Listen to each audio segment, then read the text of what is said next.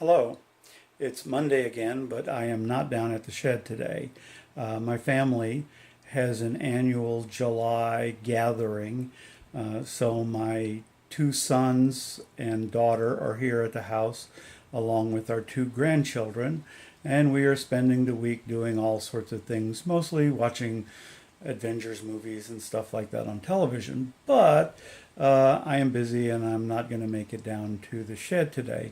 However, I do have some video that we recorded the last couple of weeks about the testing of the Captain Fantastic relays, and so I'm going to post that up today. And toward the end, I'll probably add some comments about some stuff we've decided to do. So here you go. Thanks a lot. Wow. Because the wires are cut off, right?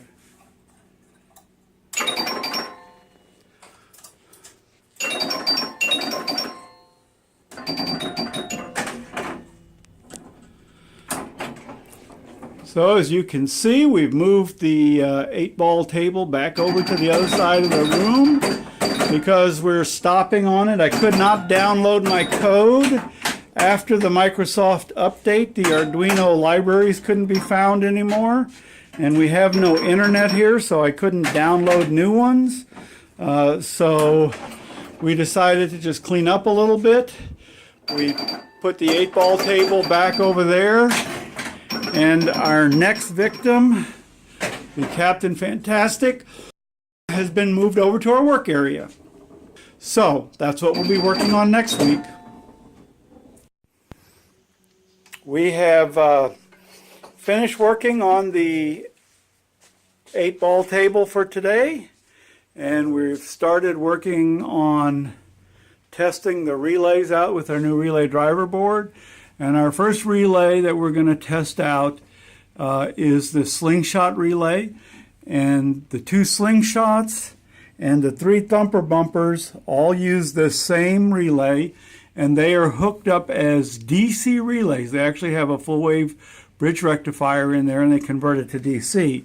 Theoretically, my solid state solenoids should not operate these, but we're going to test them to see if it will anyway.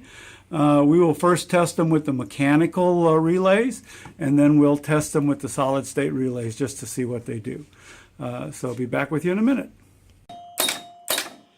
I don't know if you'll be able to hear me over all the noise, but we are pulsing that relay, and that is pulsing that,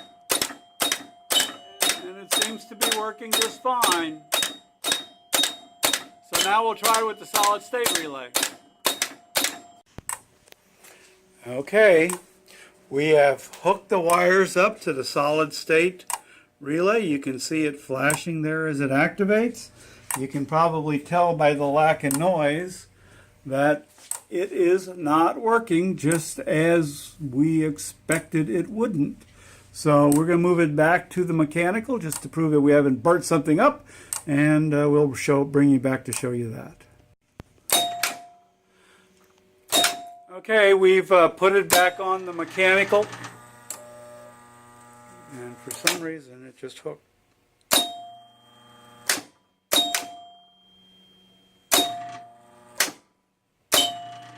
I think something in there is activating it.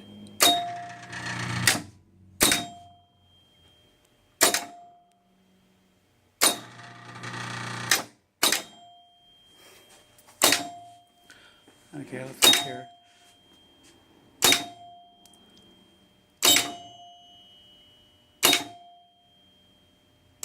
Come on, I'm watching. Do it again. There it is. So it's hanging up. Go ahead and turn it off. Unplug it? Yeah.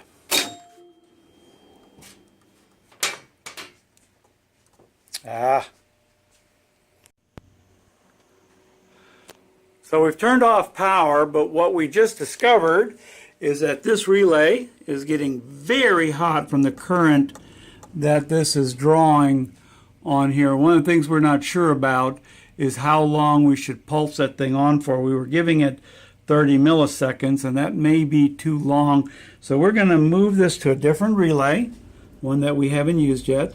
You can see the black spot on there where it started actually burning through the plastic. So we're going to move to the next relay, and we are going to change this to 15 milliseconds and then see if that lasts a little longer. We'll just monitor the temperature of it by feel, and if it starts getting hot, we'll turn it off before it starts doing any damage. Okay, we have had a success for the night, which is kind of nice after the earlier failure. So what we have done is we have taken the reset solenoid for the drop targets, and we have wired it over to our solid state switch, and the input from that solid state switch runs around and goes down, and I don't know if you'll be able to see it down there, but it is attached directly to the 50 volt supply on the transformer. The other side of that relay, the black, I don't know if I can get under here, but on the right-hand terminal there's a couple black wires. Those run down to that same solenoid. So we basically just tied our little device across that thing, and we've set it to reset it every 10 seconds just to try it out, and it is working flawlessly. No problem at all. And that's the biggest solenoid on the machine, we think. So the rest of them will probably not have a problem, but we might try it across one of the other solenoids just to see how it works. But that's it for now. That means we're going to look for... So Mike wanted to say something else too. These are DC coils. Our mechanical relays obviously can't drive them. We think it's the arcing, but we're not 100% sure. But obviously it doesn't work. So we have a couple of options, and that is to find a better way to drive those, or potentially convert them to AC, or maybe try them with AC. I mean, we got nothing to lose to just hook AC to these and see how they work. So anyway, we have some experimenting to do to figure out what to do about those, but we'll come up with something. So we are fairly confident that the failure of the mechanical relays is caused by the 50 volt DC high current switching that we are trying to do with them, even though the relays are supposed to handle 10 amps at 200 volts. The solenoids cause major arcing. There's no snubber networks or anything across it to dampen that. There is a flyback diode, I believe, across the coil when it opens, but I've noticed just when touching the wires that there's major arcing occurring when you open the contact, and I'm pretty sure that this is what's causing the failure. So we've decided to get a solid state DC relay.